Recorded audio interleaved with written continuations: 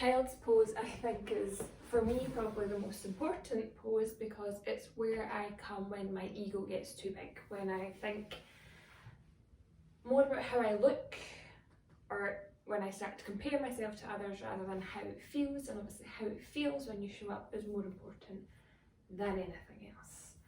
So for Child's pose, it allows you to ground yourself, come back to your intention. How do I want to feel when I step away from the mat? And I'm not going to feel proud and comfortable if I'm only thinking about what I've done wrong.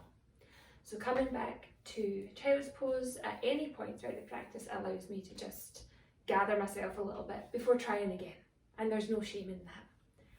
So for Child's pose, we want to bring our knees as wide as the mat. We want our big toes to be touching behind us.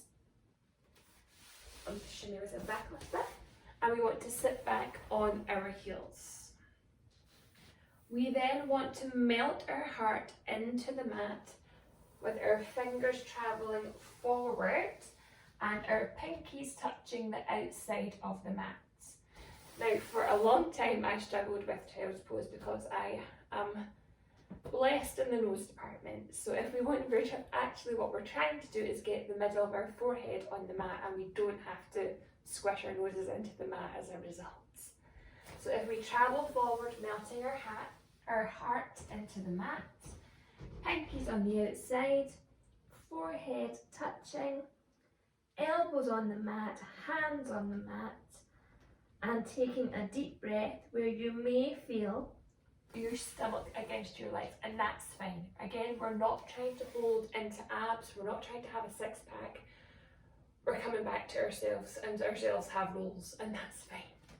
So if we push out, forehead down, deep breath in and exhale.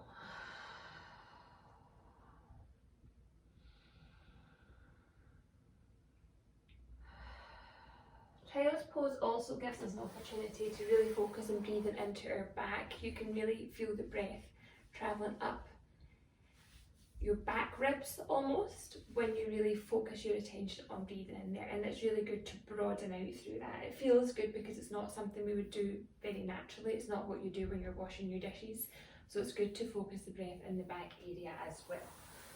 So if you take a deep breath in and try and expand through your back, feel your ribs flaring out the way, and then exhale.